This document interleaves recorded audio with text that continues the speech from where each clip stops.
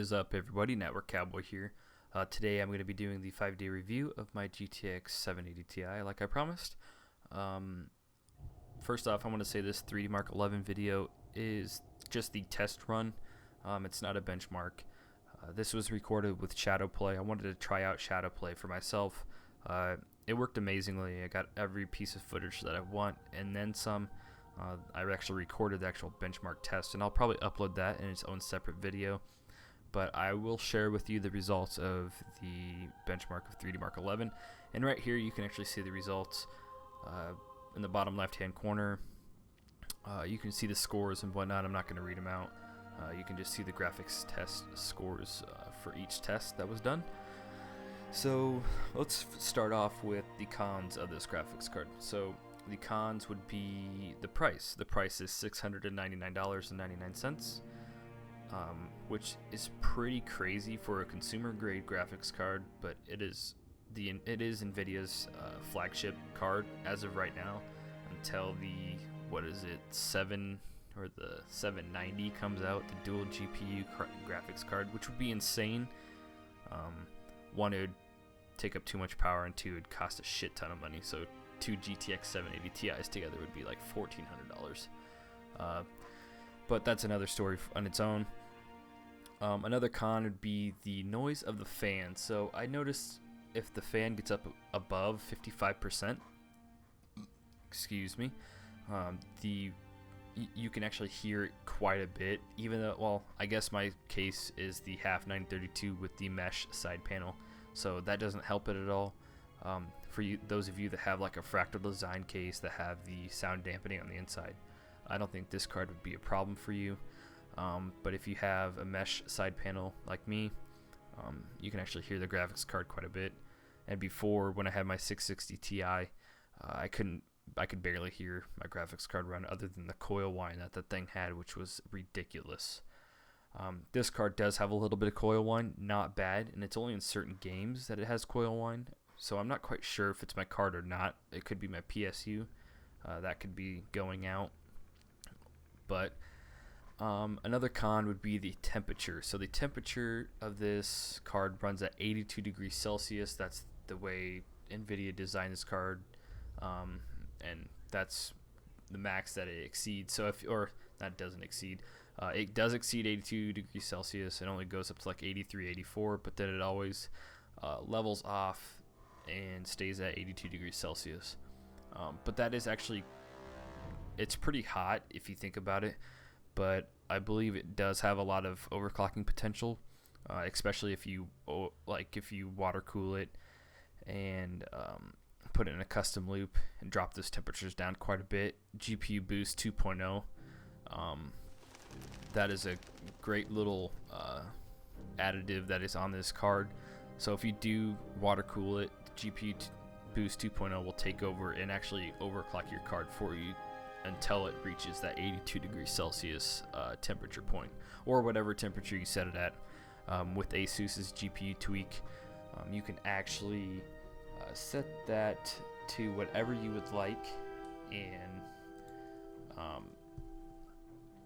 so if you don't want it to exceed 78 degrees Celsius, it is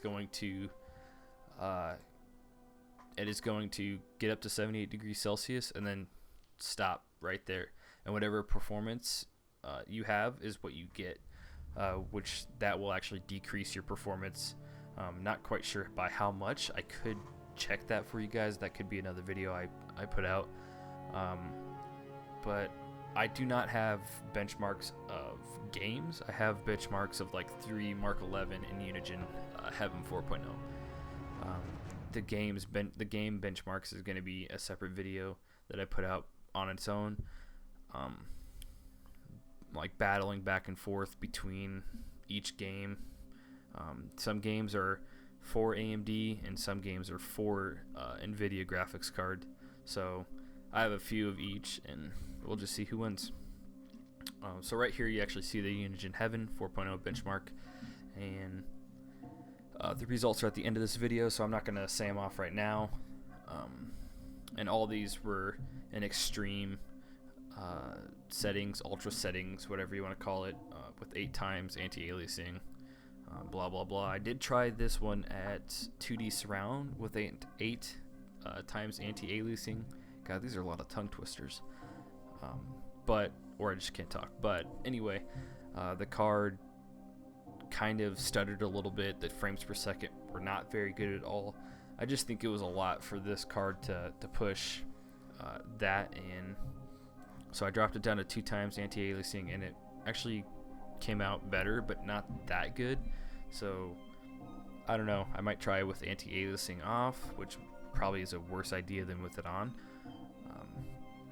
But so the pros of this card would be the looks, the raw power that it has, and just to say you have this card, because this is their flagship card. Not a lot of people can afford this, but if you can afford it and you're looking for a new graphics card, I highly suggest this card.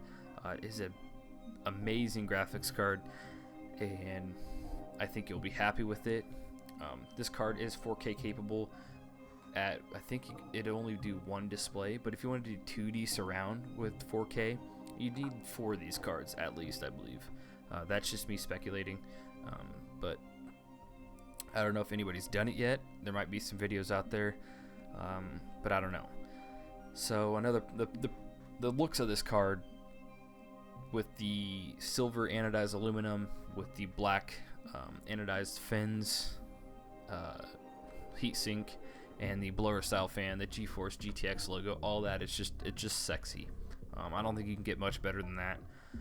A lot of the R9 290 series, or the R9 or the R7 series, they're kind of ugly. They're like really plasticky. They look like a little child's toy with a little fan on it. But if that's all you guys can afford, those are good cards too, don't get me wrong, but I just think their design is kind of flawed, and there's really no overclocking for those cards because of the way they were designed. But yeah, I think that about wraps up this video. If you guys have any other things to say, you could say it in the comment section below.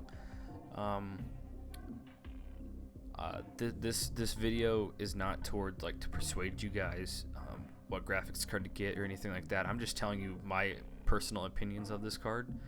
I love the GPU tweaking software that ASUS included with the graphics card.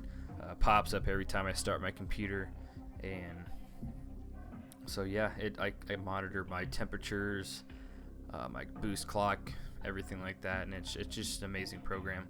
So this video is about to run out, I believe, and if you guys have any other questions, leave them like I said, leave them in the comment section below. If you guys like this video, like it. If you dislike it, dislike it. But if you like my videos, please subscribe.